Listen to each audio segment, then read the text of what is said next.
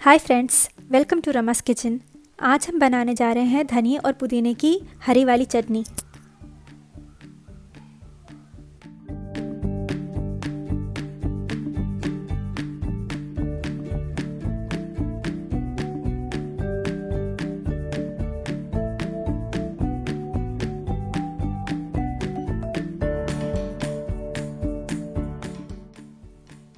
यहाँ पर मैंने कुछ फ्रेश धनिया और पुदीना लिया है।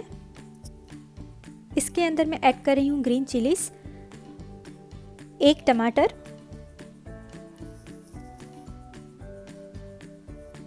विनेगर, 2 टेबलस्पून जितना लेमन, 2 लहसुन के टुकड़े, नमक। इन सारी चीज़ों को अच्छी तरह से ब्लेंड कर लेना है। और यहाँ पर आप देख सकते हैं ये बिल्कुल रेडी है सर्व करने के लिए। बहुत ही इजी और टेस्टी रेसिपी है, ज़रूर ट्राई कीजिएगा। चैनल को लाइक, सब्सक्राइब और शेयर करना मत भूलिएगा। Thanks for watching.